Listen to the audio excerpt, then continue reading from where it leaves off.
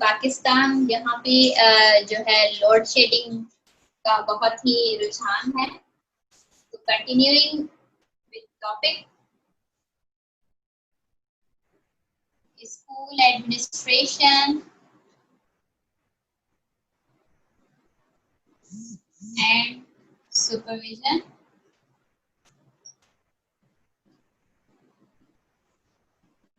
So these are some topics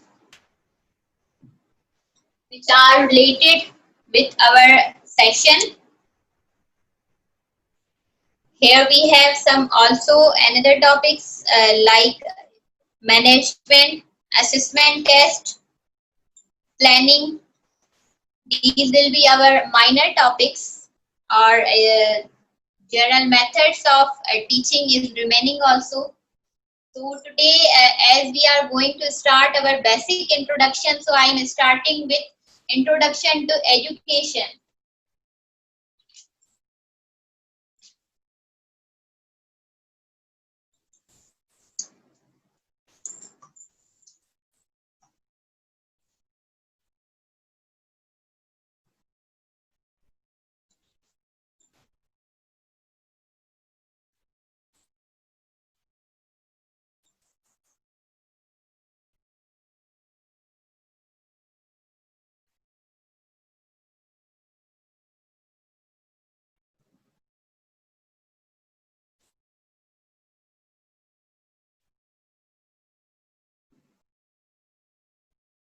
Introduction to education.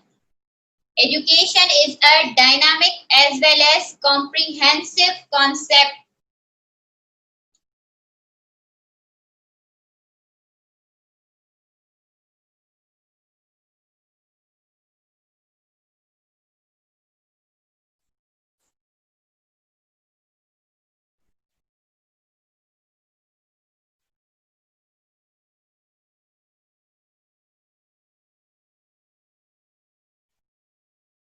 What it means? Education is a dynamic. Dynamic means जो है समझे कि जो movable हो, जिसकी काफी सारी डायमेंशंस हो, एक ही डायमेंशन में वो नहीं होता, स्टैटिक नहीं होता, ठीक है। मतलब इसकी बहुत सारी डायमेंशन होती हैं, बहुत सारी टर्मिनोलॉजीज होती हैं, बहुत सारी फील्ड्स में एजुकेशन यूज हो सकता है, as well as comprehensive concept. Comprehensive is related to with our understanding. Education का सिर्फ जो है आप रोट लर्निंग, जिसको आप रट्टाफिकेशन कहते हैं, वो करके तो आप समझें कि अपनी डिग्रीज तो ले लेते हैं, लेकिन आपकी कॉम्प्रिहेंसिव लर्निंग नहीं होती। इसका मतलब क्या कि आपकी अंडरस्टैंडिंग नहीं होती। So education basically a thing where comprehensive concept will comes, जहाँ पे आपकी basic understanding, आपकी intellectual thinking, आपकी rational thinking जो होती है, आपकी cognitive development, जिसको हम IQ से relate करते हैं, तो ये चीजें हमारी जो है education से relate करती हैं। जैसे एजुकेशन की एक और डेफिनेशन भी बहुत कॉमन है कि learning a behaviour. Education basically learning सिखाती है हमें, मतलब कोई भी चीज हमें करने से पहले जो है अपने बिहेवियर जो है उसकी लर्निंग मेन होती है, तो वो हमें देती है एजुकेशन। तो बेसिकली एजुकेशन जो वर्ड निकला है वो ड्राइव्ड है फ्रॉम 4 डिफरेंट वर्ड्स। जो चारों डिफरेंट वर्ड्स है वो मैं आपको करवा देती हूँ। मोस्ट इम्पॉर्टेंट थिंग जो है इसकी मेन टर्मिनोलॉजीज हैं, क्योंकि ये हमारी टेस्ट में आती हैं, या उनकी मीनिंग पूछ लेते हैं, या कभी स्पेलिंग का वहां पे एरर आ जाता है, तो spelling is also most important. Number 1 is educare, educare. Second is educare, there is a difference in spelling educatum, educo. These are the four Latin words. ये बेसिकली लैटिन वर्ड्स हैं, drive जो हुए हैं वो Latin जो है language वहां से हुए हैं. तो let's talk about the meaning of these different words related with education. Educare, it means to raise. Raise का मीनिंग है बढ़ना, बढ़ना मतलब किड जो है उसकी डेवलपमेंट बढ़ना, ग्रोथ बढ़ना, ठीक है, उस टाइप का ये है कि एजुकेशन जो है इसका वर्ड एजुकेयर जो रिलेट है कि किसी चीज का बढ़ना, चाहे उसमें अंडरस्टैंडिंग आ रही है, चाहे उसमें डेवलपमेंट आ रही है, चाहे उसमें ग्रोथ आ रही है. तो nourish,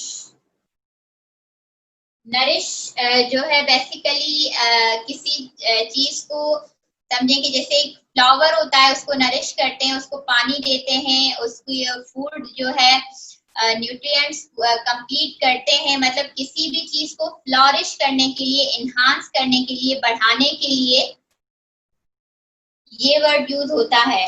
and the third one is to bring up.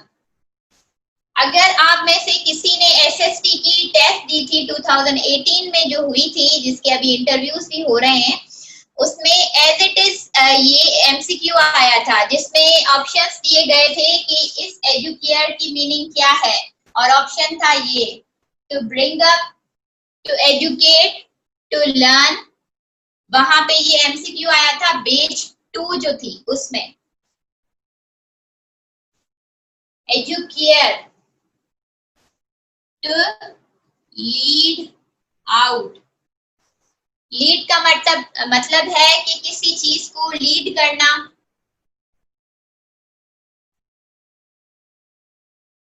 मतलब कोई भी इनकेस आपको काम दिया गया है, उसको आप सुपरवाइज कर रहे हैं, उसकी आप जो है समझे कि उसको अरेंज कर रहे हैं, उसको ऑर्गेनाइज कर रहे हैं in your way. The next one is to draw out.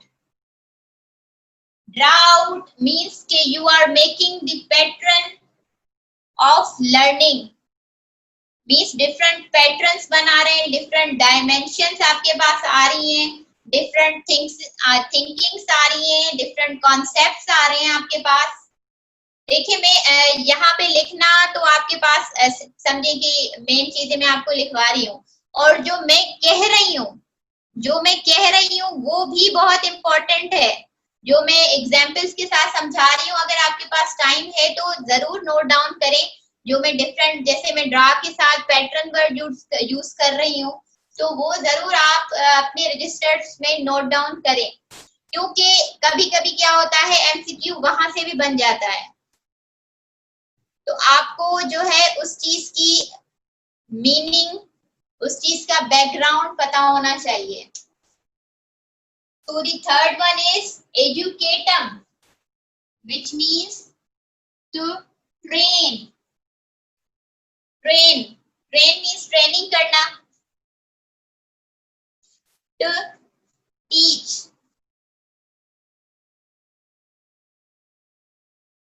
किसी को पढ़ाना, किसी को सिखाना. Educo, to lead out, to draw out.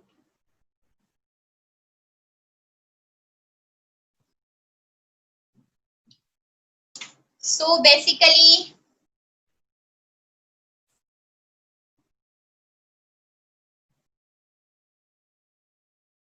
these are some terminologies which are used by education.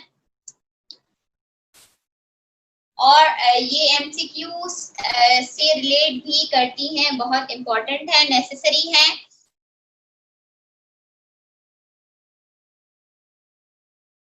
Yes, educare and एजुको जो है मीनिंग में सेम है, लेकिन मैं यहाँ पे आपको डिफरेंट जो है समथिंग क्लासिफिकेशन पढ़ाना इस वजह से इम्पोर्टेंट है कि अगर मैं साथ में लिखवाऊंगी तो कभी कभी कंफ्यूज हो जाते हैं, इस वजह से मैंने चारों के अलग आपको क्वेश्चंस बताए हैं।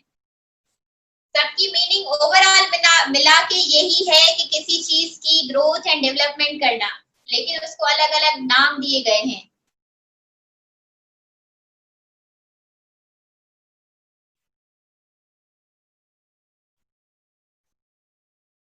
थोड़ा सा अब आ जाते हैं डीप में इन डेफिनेशंस के लिए, ताकि आपको और क्लियर हो जाए। The topic is same, introduction to education.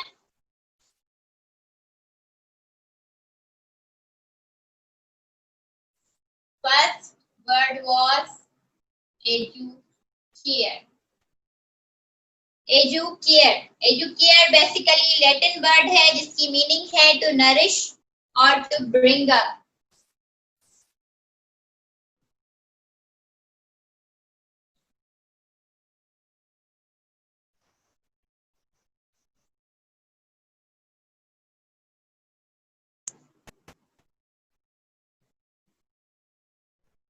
It means bringing up a student mentally or physically. Bringing up का मतलब है कि एनहांस करना, बूस्ट अप करना एक स्टूडेंट को, उसकी ग्रोथ एंड डेवलपमेंट करना एक स्टूडेंट की कौन से फेजेस में, मेंटली, उसके माइंड फेज से, फिजिकली उसकी जो फिजिकल ग्रोथ होती है, फिजिकल फीचर्स होते हैं उसमें। तो ये दोनों ही फेजेस बहुत इंपॉर्टेंट है, दोनों ही फेजेस बहुत इंपॉर्टेंट है। मेंटल ग्रोथ के साथ हमारी फिजिकल ग्रोथ भी इंपॉर्टेंट है। जैसे कि हमारी एक्टिविटीज में भी देखते हैं, यहाँ पे आपका करिकुलम आ जाता है जो टीचर्स हमें पढ़ाते हैं, और यहाँ पे को करिकुलर एक्टिविटीज आ जाती है। ये हम नेक्स्ट क्लास में करेंगे, यहाँ पे मैं सिर्फ अंडरस्टैंड आपको करवाने के लिए लिख रही हूँ। को करिकुलर एक्टिविटीज में क्या आता है आपका, या एक्स्ट्रा करिकुलर एक्टिविटीज होती हैं, ठीक है, उसमें आपके स्पोर्ट्स आ जाते हैं। स्पोर्ट्स जो आप अपने कॉलेजेस में, अपने स्कूल्स में खेलते हैं, उसके अलावा पीटी होती है, ठीक है। उसके अलावा जो है एक्टिविटीज में आपके फंक्शंस में डिबेट्स हो गई, स्पीचेस हो गई। करिकुलम तो हमारा जो कंटेंट ऑफ द सिलेबस होता है।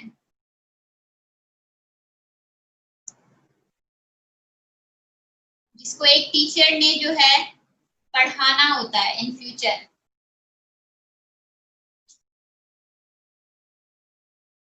So here we comes on the second definition. I hope it is now clear to you.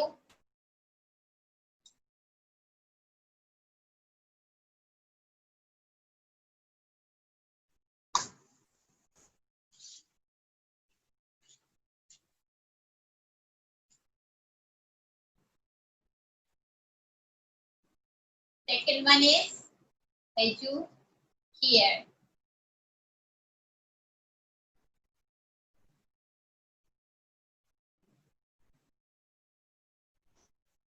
Meaning already I have told about that.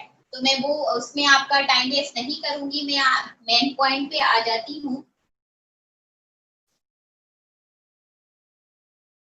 Education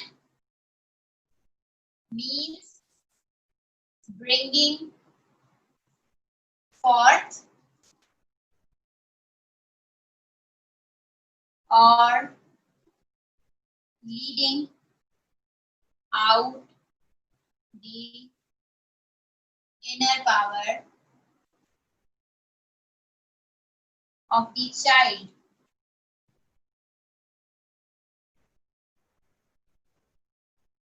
What it's mean, bringing forth fourth का मतलब है आगे बढ़ाना, आगे बढ़ाना। और leading out the inner power, inner power means हमारा जो इंटरनल पावर होता है वो थोड़ा सा वीक होता है हर स्टूडेंट का, क्योंकि हमारी जो सराउंडिंग्स होती हैं वो डिफरेंट चाइल्ड्स को डिफरेंट वे से मिलती हैं। किसी के घर में लड़ाई झगड़ा ज्यादा होता है, किसी के घर में स्टडी का एनवायरनमेंट नहीं मिलता, किसी के घर में प्रेशराइज किया जाता है स्टूडेंट्स को टुवर्ड्स हर लर्निंग और हिज लर्निंग। तो डिफरेंट जो है एक्सपेक्ट्स हो सकते हैं जिसकी वजह से एक स्टूडेंट जो है वो आगे नहीं बढ़ता। ब्रिंगिंग फोर्थ का मतलब है आगे बढ़ना, उसकी इनर पावर जो है उसको स्ट्रॉन्ग करना। इनर पावर जो है जिसको कहते हैं what is inside the child, बच्चे के दिल में क्या है।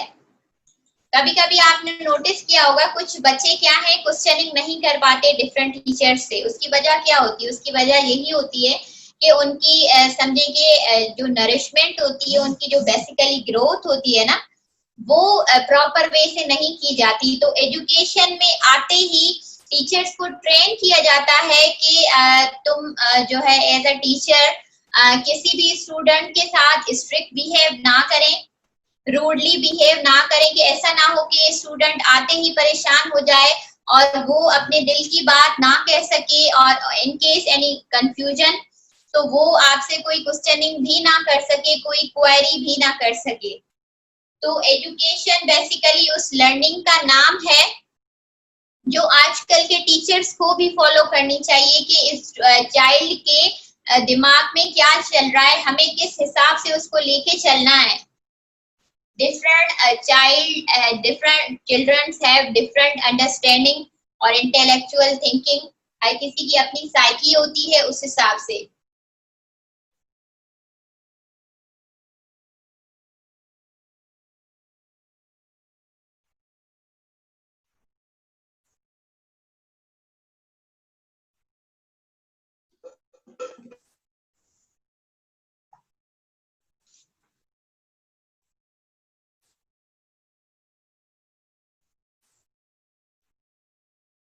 एजुकेटम,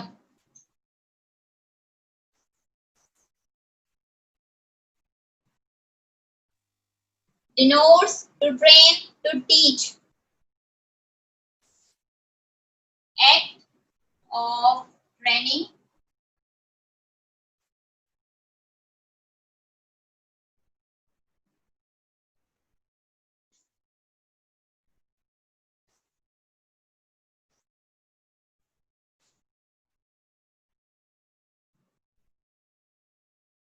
educatum a definition or word shows training, different training जो है सिखाती है एजुकेशन, और टीचिंग जो मेथडोलॉजीज होती हैं वो यूज की जाती है टुवर्ड्स अ गोल। गोल क्या होता है आपका? गोल बेसिकली कुछ स्टूडेंट्स के डिफरेंट गोल्स होते हैं, किसी को डॉक्टर बनना होता है, किसी को इंजीनियर बनना होता है, किसी को लॉयर बनना होता है, और किसी को वो जिस क्लास में है वो पास करनी होती है। Different children have different goals, ठीक है। तो उन गोल्स को फुलफिल करने के लिए बेसिकली ट्रेनिंग की जाती है और टीचिंग स्टाइल्स यूज होते हैं। Inner motivation, you are talking inner motivation. Inner motivation आपका यूज होगा दी सेकंड वन डेफिनेशन में, एजुकेयर में, एजुकेयर में, यस। इनर मोटिवेशन आपका जो वर्ड है बिल्कुल करेक्ट है, इनर मोटिवेशन, लेकिन वो आपका सेकंड डेफिनेशन में रिलाई करता है।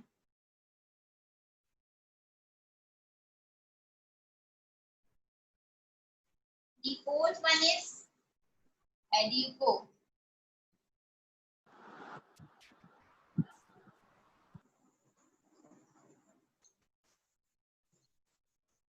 ये बेसिकली वर्ड बना कैसे, इसमें दो समझे कि डिफरेंट फेसेस को बना के ये वर्ड बना है। एक थे ई, एक है ड्यूको।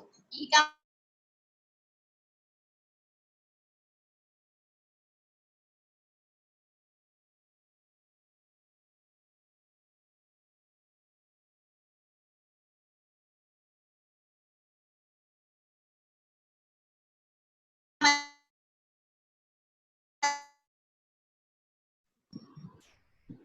मैम ये हैंग हो गई। आई होप कि अब आपको क्लियरली आ रहा होगा नजर।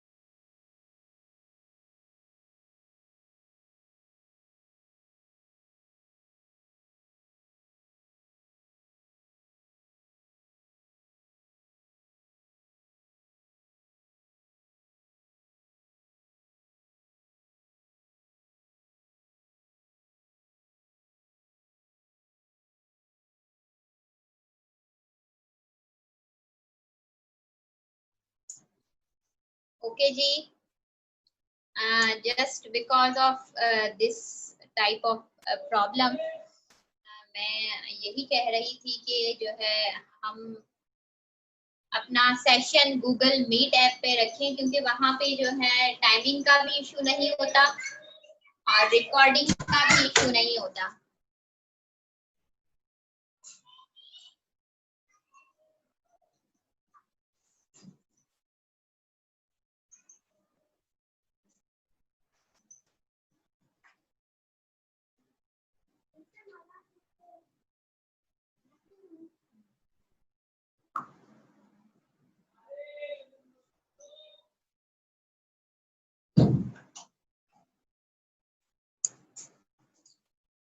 ओके जी, लेट्स कंटिन्यू।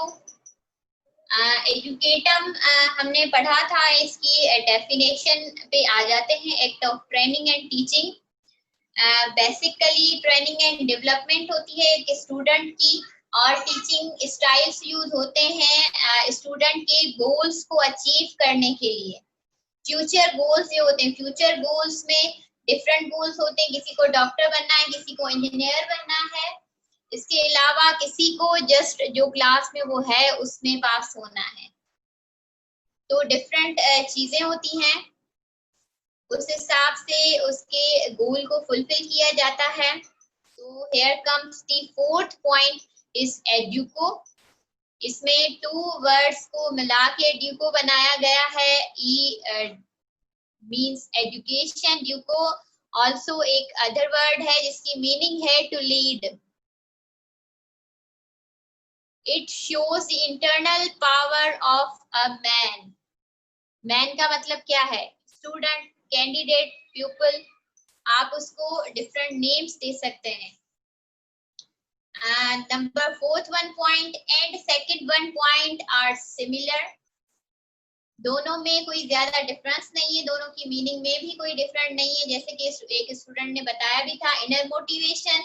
जी हाँ, कि स्टूडेंट को इंटरनली मोटिवेट किया जाता है, क्योंकि एक डरा सहमा सा स्टूडेंट होता है। हमारी क्लासेस में काफी ऐसे स्टूडेंट पाए जाते हैं जो टीचर से क्वेश्चनिंग नहीं कर पाते। तो उनको जो है उनके लिए टीचर्स की ट्रेनिंग की जाती है, ताकि वो जो है उसको पर्सनली टैकल कर सकें। So I hope these four definitions are clear to you.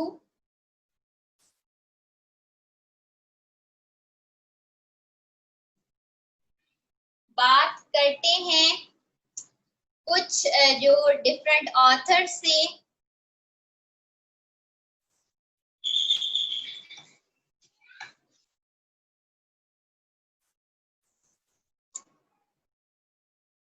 John Dewey, education का बहुत बड़ा नाम, John Dewey.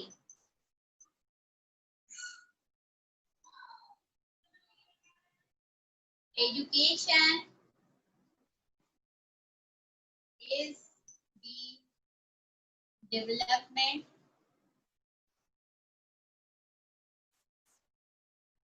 of all those capacities in the individual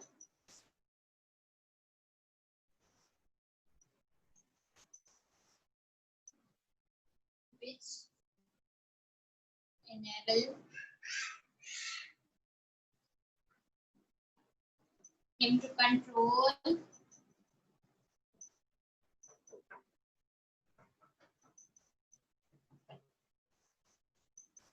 his environment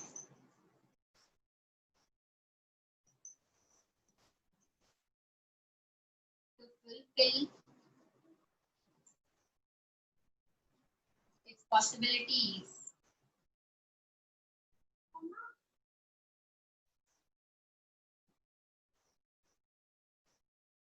This is a definition of education which is related by author John Dewey.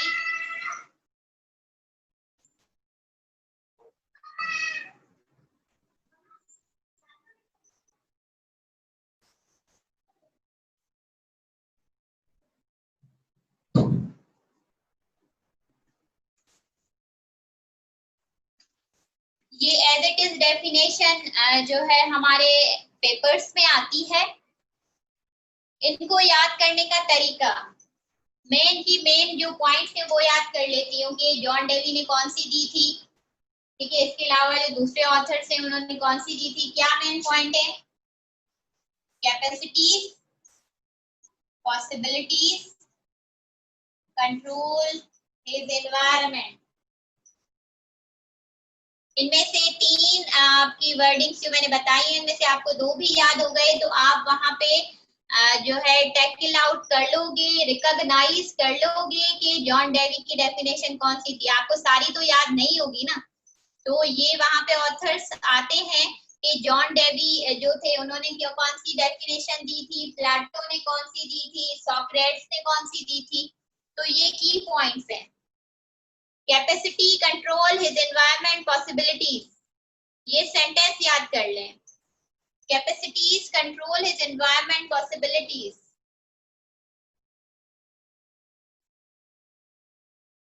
आपको यहाँ पे जो है most समझेंगे लॉन्गेस्ट जो है हाईएस्ट नोबेल स्कॉलर नहीं बनना। आपको जो है एक अच्छी सी और अच्छे ग्रेड वाली जॉब चाहिए, तो उसके लिए I think that is enough. तो दूसरी जो है हम डेफिनेशन पे चलते हैं।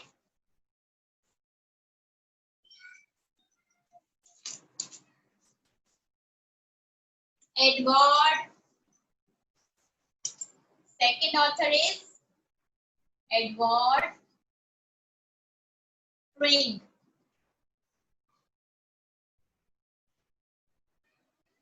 Education is the transmission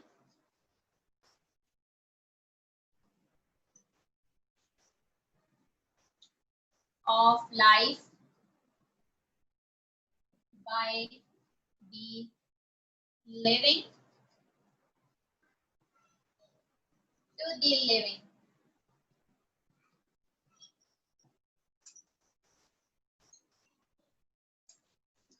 This definition is given by a greatest author, Edward Twing. He said education is the transmission of life by the living to the living. The key points are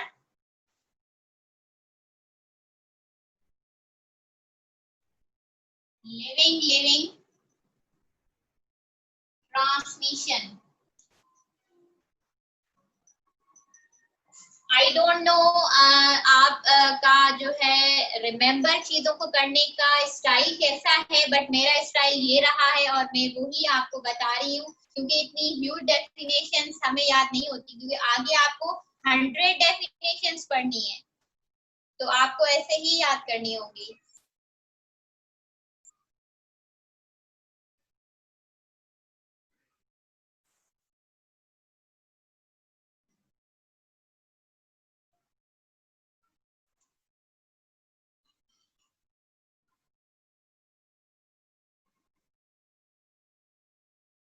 okay जी।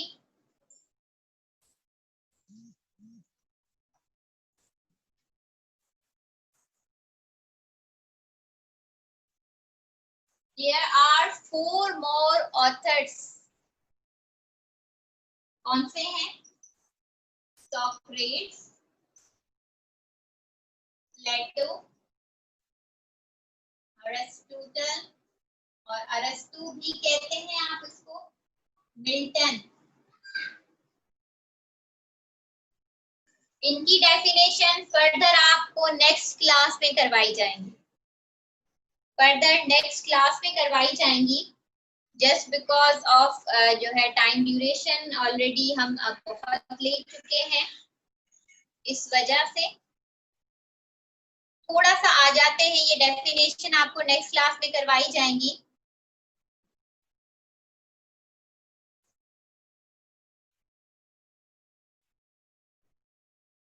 थोड़ा सा आ जाते हैं types of education पे,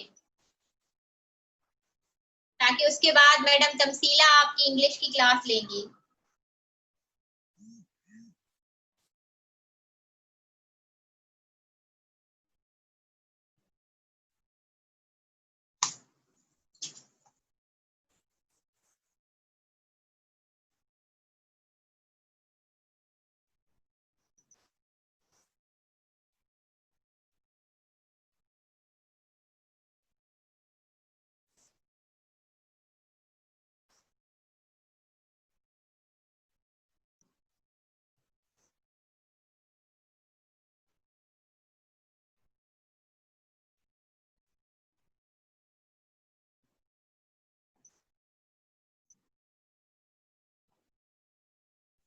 The most important confusion in the subject of education.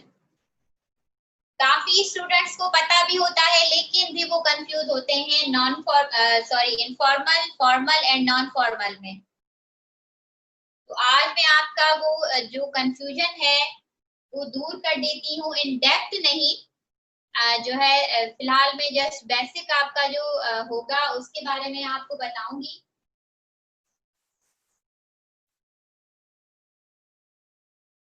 Linked with schools and training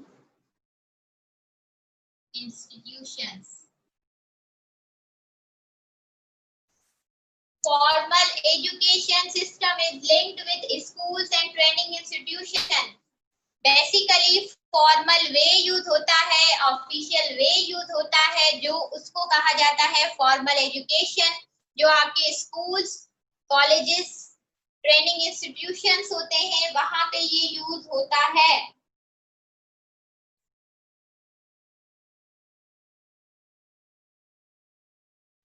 जी हाँ, कह सकते हैं आप education with rules and regulations, ये कह सकते हैं कि here rules and regulations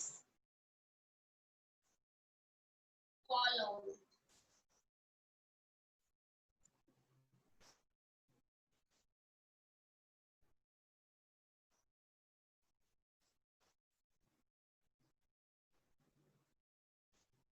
Formal education program, basically it is a process of training and developing. जैसे मैंने आपको बताया कि growth and development, training and development, आपको ये वर्ड्स मिलेंगे जो होते हैं किसके लिए? To enhance the knowledge, skills, mind and character. Knowledge, skills, mind, character.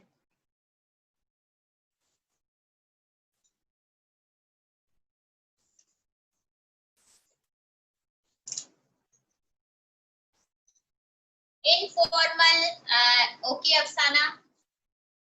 I am repeating the point. Formal education system. Formal education system basically linked with school and training institution.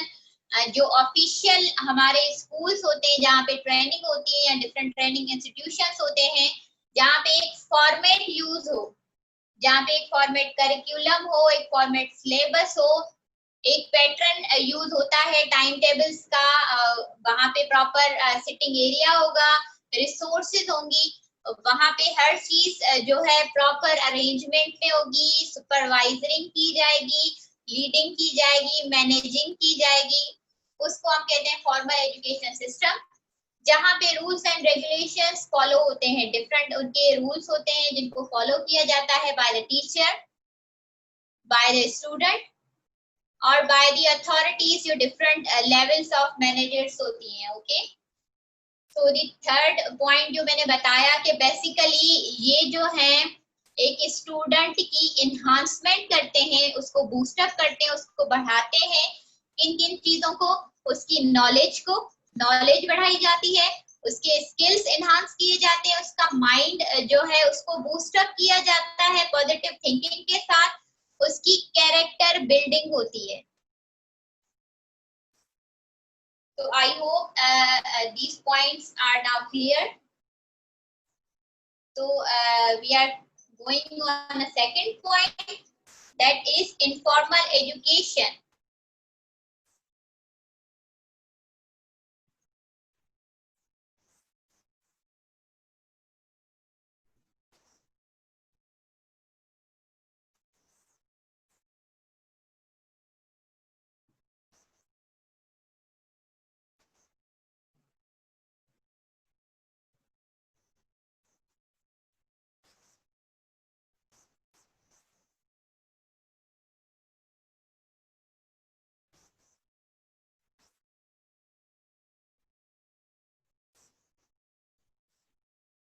One point is नहीं, जो है आजकल तो informal education, non formal, तीनों का अलग अलग है इम्पोर्टेंस। फॉर्मल नहीं दी जा रही, इक्वली सब डिस्ट्रीब्यूटेड है।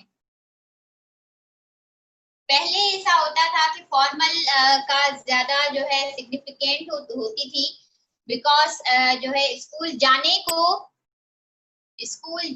जो है समझा जाता था कि ये भाई एक फॉर्मल वे है, इसके अलावा हमारे पास कोई और तरीका नहीं है।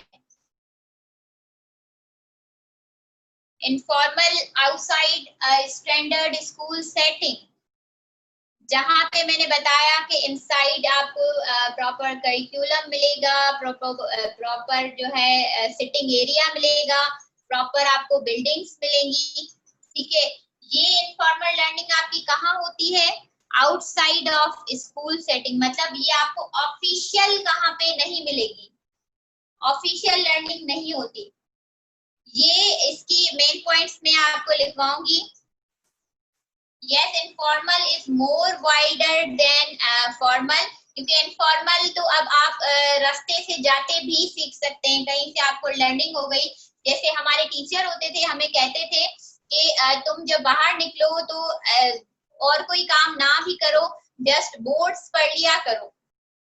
बोर्ड्स जो डिफरेंट शॉप्स पे लगे होते हैं वो पढ़ लिया करो, उससे क्या होता है आपकी इन्हांसमेंट होती है लर्निंग की। तो यू ऑल आर राइट, अपने अपने हिसाब से जिन्होंने जो है बताया है वो सब बिल्कुल क्लियर है। ठीक है, इसमें क्या होता है, इसमें प्री प्लान्ड जो है हम लर्निंग नहीं करते। इनफॉर्मल में क्या है, प्री प्लान लर्निंग नहीं होती, मतलब स्पॉन्टेनियसली हो जाती है, अचानक हो जाती है, सडन हो जाती है, या विदाउट ऐसे समझे कि एनी स्ट्रक्चर्ड लर्निंग नहीं होती, ये सडनली होती है, इंसिडेंटली जिसे हम कहते हैं, उस टाइप पे हो जाती है। इसके मैं आपको कैरेक्टर्स बताऊंगी, उसमें आपको ज्यादा क्लियर हो जाएगा इनफॉर्मल। तो हम आते हैं, the last one is non formal.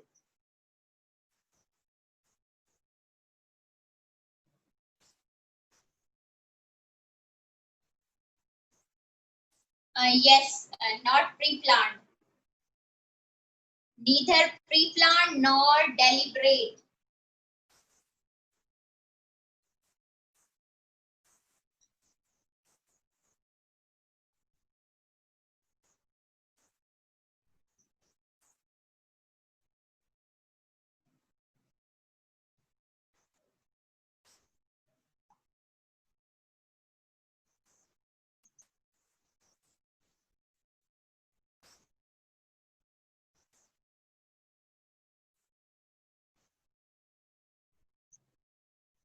Normal formal system by any organized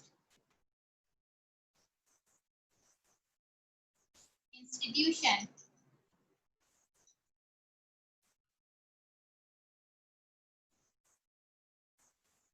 non formal education system basically यहाँ पे आपको करिकुलम भी मिलेगा, ऑर्गेनाइज सिलेबस भी मिलेगा और डिफरेंट चीजें होंगी, टीचिंग मेथडोलॉजी होगी आपको, लेकिन ये नॉन फॉर्मल इसलिए होता है क्योंकि ये आप एक स्कूल कॉलेज में बैठ के नहीं पढ़ते। यहाँ पे सेम ही वे फॉलो होता है, लेकिन जिसको हम डिस्टेंस लर्निंग भी कहते हैं, डिस्टेंस लर्निंग। अभी जो आप वे यूज कर रहे हैं ऑनलाइन टीचिंग का, वो भी नॉन फॉर्मल में ही आता है। आपको लेक्चर्स मिल रहे हैं, आप लाइव पढ़ रहे हैं। यस, ऑनलाइन जो है आपकी डिस्टेंस लर्निंग, या आप कह लें कि अल्लामा इकबाल यूनिवर्सिटी जो आजकल कर रही है वर्क। यस यस तरीम, अल्लामा इकबाल यूनिवर्सिटी का बहुत बड़ा नाम है इन नॉन फॉर्मल एजुकेशन सिस्टम, या वर्चुअल यूनिवर्सिटी आपने सुनी होगी। इसके अलावा भी डिफरेंट है। आजकल तो सब समझे एजुकेशन सिस्टम का सारा ही ऐसा ही चल रहा है, नॉन फॉर्मल। तो इससे अच्छा एग्जाम्पल नहीं है कि कोविड-19 में आपका जो एजुकेशन सिस्टम चल रहा है वो नॉन फॉर्मल है, क्योंकि बेसिकली हम कहाँ पे बीएड आपका नॉन फॉर्मल है। नॉन फॉर्मल किस हिसाब से, अगर आपने वहां पे किया है संडे वाली क्लासेस में ऑफ कैंपस, वहां पे एक रेगुलर होते हैं, ठीक है, एक नॉन रेगुलर जिसको नॉन फॉर्मल कहा जाता है।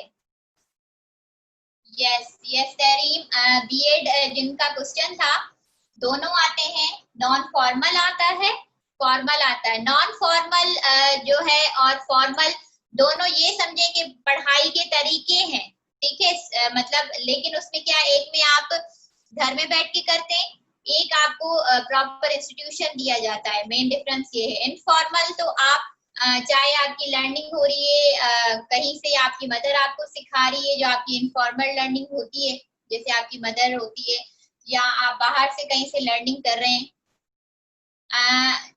जिनको मैं दोबारा रिपीट कर देती हूँ, अगर आप हैदराबाद की बात कर रहे हैं, जिन्होंने संडे ऑफ कैंपस क्लासेस ली हैं, तो वो नॉन फॉर्मल होगा। इवन इंटरव्यू में भी पूछा जाता है कि आपने बीएड नॉन फॉर्मल किया हुआ है या फॉर्मल किया हुआ है।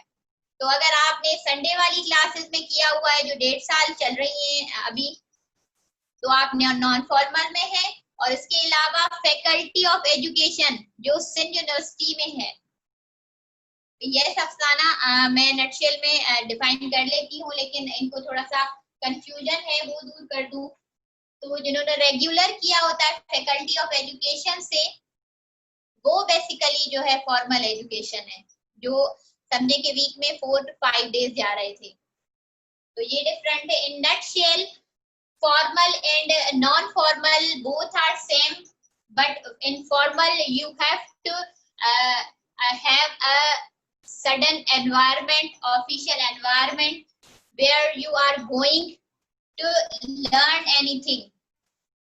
There will be some rules and regulation you have to follow, okay. In non-formal you have some syllabus, some curriculum, some teaching methodology, and a teacher also will be provided to you. Teacher also provided to you. जिनका question आया है वो मैं last में कर दूंगी, जिनको clear out नहीं हुआ है। तो बेसिकली इसमें जस्ट आप घर में बैठ के बस ये याद करें कि you are at your home in non formal, you are at your home, बस मेन चीज ये है। आप जरूरी नहीं है कि आप घर में ही हो, लेकिन एक इजी आपको वे समझाने के लिए कि आप घर में हैं और आपको प्रॉपर गाइडेंस की जा रही है regarding any kind of degree और एजुकेशन, ठीक है। इनफॉर्मल आपका आउटसाइड हो गया, जिसमें कुछ भी मेन चीज नहीं होती। So in our next class, we will discuss the definitions of the authors and key features, characteristics of formal, informal and non-formal education system. Okay, so here I am ending my session. Now Madam Tamsila will join you for the English grammar. So if you have any question regarding this, personally you can inbox me for if you have any confusion regarding formal, informal, non-formal. Which is the best example for informal? Informal के लिए best example आपका ये हो सकता है कि आप outside हैं, कहीं भी जा रहे हैं, ओके आप कहीं भी जा रहे हैं तो आप ऐसी कोई लर्निंग करें। क्या लर्निंग होगी? अगर आप बाहर कहीं इनके इस कार में जा रहे हैं, कोई पुअर आपको मिलता है, उसके हाथ में बुक है, ठीक है, उसके हाथ में बुक है, वो कहीं पे बैठ के पढ़ रहा है, तो आपकी इनफॉर्मल लर्निंग क्या हुई इसमें कि इट्स नॉट नेसेसरी कि without any environment, without any situation, without any structured boundary you can not learn anything. तो ये आपकी एक लर्निंग हुई। इस तरह से आप डिफरेंट चीजें सीखते हैं। जैसे आप कहीं पे सामान लेने जा रहे हैं तो वहां पे एक अलग फॉर्मेट यूज होता है, तो आप देखते हैं, दूसरों को फॉलो करते हैं कि भाई ये सिस्टम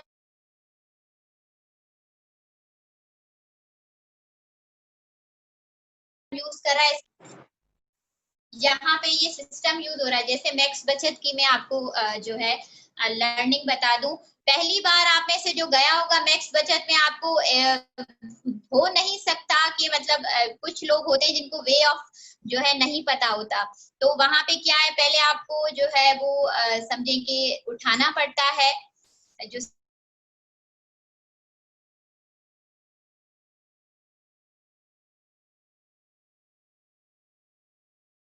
सामान की बकेट उठानी पड़ती है, आप वन बाय वन लाइन से आप जाते हैं। तो ये क्या हुई, आपकी इनफॉर्मल लर्निंग थी ये, जिसकी वजह से आपने बकेट उठाया, क्योंकि आपको पता था कि पहले भी लोग यही करते हैं। आप पहले जाते हैं मैक्स बचत, बकेट उठाते हैं, उसके बाद दूर से जाते हैं, फिर सामान की तरफ लाइन बाय लाइन आते हैं। तो दैट वाज जनरल, समझिए कि डिग्री में लिखा होता है फॉर्मल या नॉन फॉर्मल। बेटा जी लिखा होता, ये मुझे कंफर्म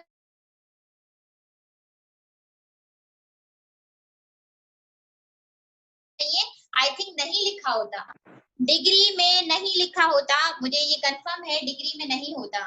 बाकी आपसे इंटरव्यू में पूछा जाता है, इंटरव्यू में पूछा जाता है। जी जी अलीजे नहीं लिखा होता।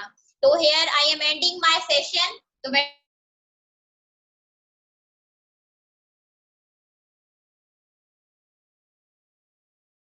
Tamsila will join you now.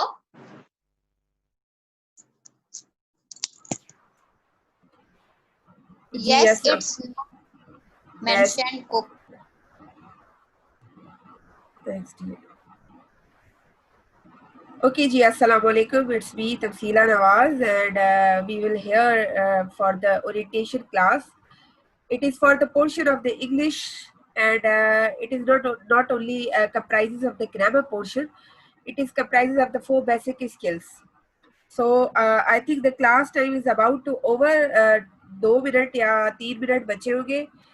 You people are requested to rejoin through another link, and वो आपको लिंक 2 मिनट के अंदर सेंड कर दी जाती है। आप उस लिंक के जरिए ज्वाइन कर लें ताकि वो 15 मिनट का सेशन आपका फ्रूटफुल हो, अदरवाइज आपको डिस्टर्बेंस होगी। ओके जी, मैं डिस्कनेक्ट कर रही हूँ और आपको रीलिंक सेंड करते हैं ग्रुप में, मैडम भी सेंड कर रही है, मैं भी आपको फॉरवर्ड कर देती हूँ।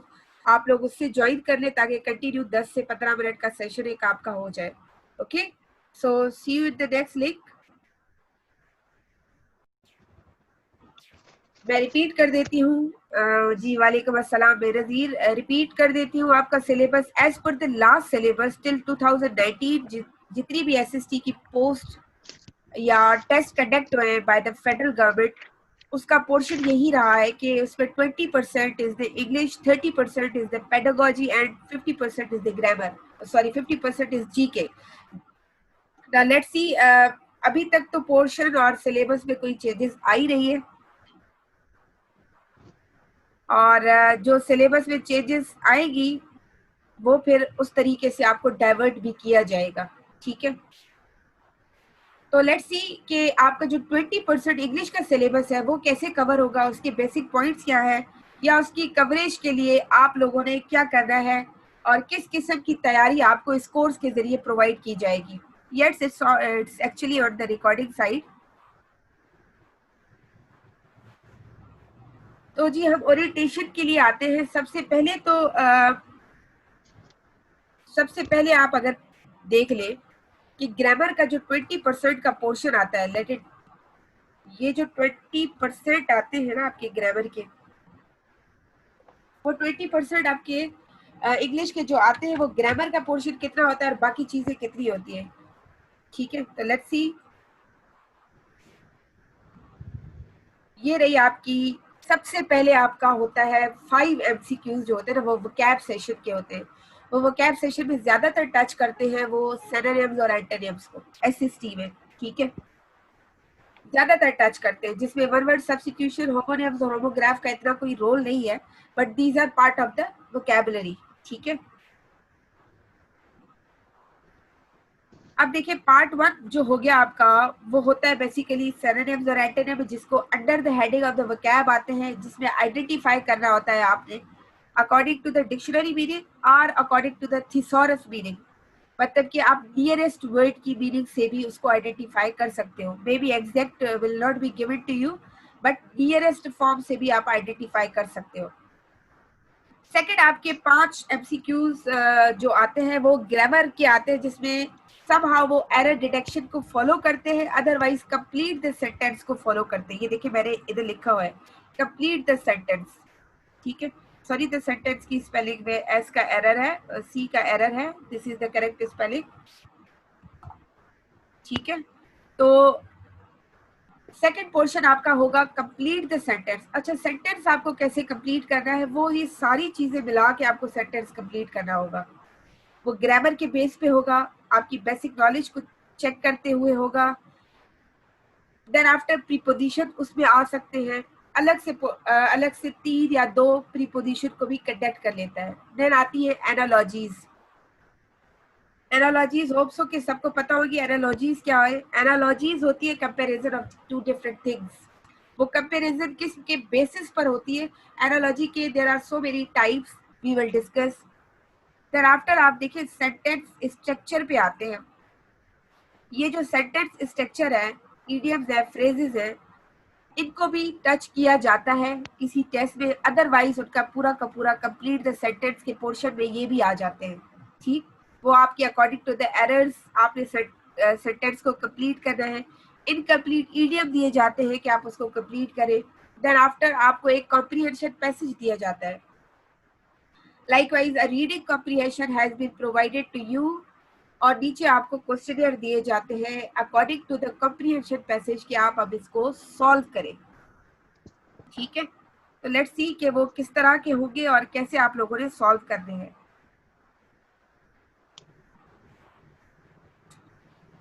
जी, वोकैब में हम डिटेल में नहीं जाएंगे, हम आपके कोर्स को टच करेंगे जो आपके कोर्स में है, कि आपकी वोकैब को टाइट करने के लिए, आपकी वोकैब को एनहांस करने के लिए we will work on synonyms, we will work upon antonyms, and we will work upon the exact word direction whenever it will be used in the sentence. ये आपकी completion of the sentence में भी आता है। अगर आपकी vocab अच्छी होती है तो completion of the sentence को आप लोग बहुत अच्छे से अच्छे से क्रैक कर सकते हो, अच्छे से आप उसको चेक कर सकते हो what is the accurate answer for this thing. ठीक हो गया। अब आप देखिए the word is complete and the synonym is finished, the use is different, use is different, but one word answer है। आपको एक एमसीक्यू दिया जाएगा likewise this, which of these word is closest in the meaning। कहा जाएगा कि भाई question number 1 से या क्वेश्चन नंबर 6 से लेकर 7 तक फाइंड आउट द synonym और find out the nearest meaning of the word. ठीक है। अब आपको दो किस्म के दिए जाएंगे, या तो आपको दिया जाता है कि आप नियरेस्ट मीनिंग को फाइंड आउट करें, ठीक, या तो आप फाइंड आउट करें किसको, exact meaning of the word, exact meaning of the word। Now here we have written a word is remote and you have to find out the, or you have to pick out, choose the closest meaning। अब closest meaning remote word का अगर आपको मतलब पता है तो आप उसका एंटोनिम भी फाइंड आउट कर सकते हैं, आप उसका सिनोनिम भी फाइंड आउट कर सकते हैं। रिमोट का मतलब होता है कि ऐसा area which is far away from the development या द अप्रोच। ठीक, जैसे कहते हैं remote area of Sindh, rural urban को कैटेगराइज करके रूरल को कंसीडर किया जाता है, उसके गांव गांव को रिमोट एरिया से आया है ये बंदा, तो this is the correct answer here is the distant. अब ये कैसे पता चला, अगर आपको रिमोट वर्ड का प्रॉपर मीनिंग नहीं पता होता तो। ठीक है, ये तो एग्जांपल के तौर पे दिया गया है। Now moving toward the next, इस तरह की लिस्ट होती है, ठीक, जो आपको मेमोराइज करनी पड़ेगी, लेकिन उस मेमोराइज के लिए we will provide you the tips कि आप उस सिनोनिम्स एंटोनिम्स को या वोकैब को कैसे मेमोराइज करें, कैसे अंडरस्टैंड करें और कैसे आप लोगों ने उस पेपर को अटेम्प्ट करना है। उसके बाद आते हैं आपके एंटोनिम्स पे। डिफरेंस मीनिंग सिनोनिम और एंटोनिम में क्या होता है, ठीक है, वो अभी देखते हैं कि ये रहे भाई आपकी तीन चीजें होती है वोकैब में आती है। ठीक, तीन चीजों में सिनोनिम हो गया, तीन चीजों में एंटोनिम हो गया और तीन चीजों में मीनिंग भी हो गई आपकी। ठीक, अब मीनिंग जो होती है वो आपकी डिस्क्रिप्टिव होती है, डिस्क्रिप्टिव होती है, इसमें आपकी डिटेल दी जाती है, एक्सप्लेनेशन दी जाती है, एग्जैक्ट वर्ड इज एक्सप्लेनेशन। ठीक है, वर्ड की एक्सप्लेनेशन दी जाती है। हियर आपको एग्जैक्ट वन वर्ड में मीनिंग भी बताई जाती है, रिजेम्बलेंस या सिमिलर या नियरेस्ट ट्रिक भी बताई जाती है। ठीक, एंटोनिम तो आप सबको पता है ऑपोजिट होते हैं, इसमें कोई गुंजाइश ही नहीं होती, लेकिन ये वन वर्ड होते हैं। ठीक हो गया, या इसकी डिटेल एक्सप्लेनेशन नहीं दी जाती, जस्ट ऑपोजिट ऑफ द, मतलब इधर देखिए आप ऑपोजिट ऑफ द डिप्राइव हमने लिखा है, ठीक है, under privilege, and opposite of the deprive is fortunate और वेल्दी, तो this can be a one word. तो आपको ट्रिक्स बताई जाएगी और आपसे पास्ट पेपर के अकॉर्डिंग तैयारी करवाई जाएगी, एंड आफ्टर दैट आपको मॉक टेस्ट दिए जाएंगे ताकि आप लोग इसके लिए तैयार हो जाएं। जितनी आप लोग प्रैक्टिस करेंगे उतने ही आपकी स्किल्स एनहांस होती जाएगी and you people will easily crack the paper. तो हम ये सर्विसेज आपको प्रोवाइड करेंगे। अच्छा जी, इसी तरह देखिए हर वर्ड के साथ देयर इज एन एक्सप्लेनेशन, वो आप अगर इंडिविजुअली पढ़ेंगे तो it will be a difficult for the people, that's why अब देखिए अगर स्कूल्स कॉलेजेस यूनिवर्सिटीज बंद हैं तो people are not stay at home, ठीक है, they are using a different methods to get the education. अगर बंदा खुद से पढ़ सकता था, self study no doubt it is a good, but किसी हद तक उसका पोर्शन। अच्छा जी, आप अपने आप को म्यूट कर ले वरना फिर मुझे सबको म्यूट करना पड़ेगा। फेबीदा, अच्छा जी, अब आते हैं,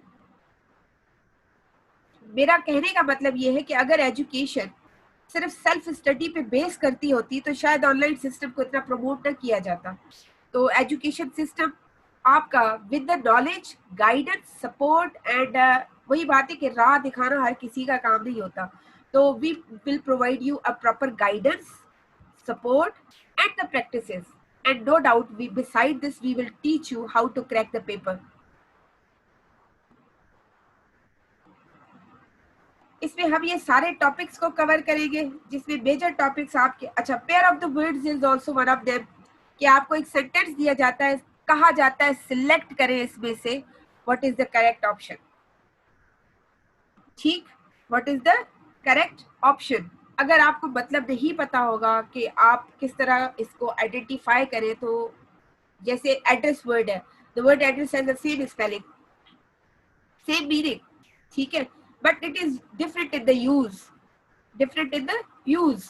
कैसे यूज में डिफरेंट है, वो आपको सेंटेंस बताएगा, सेंटेंस बताएगा कि आपकी एज, सॉरी, आपके एड्रेस वर्ड को सेंटेंस में किस कैटेगरी में यूज किया है, either in the form of the location और इन द फॉर्म ऑफ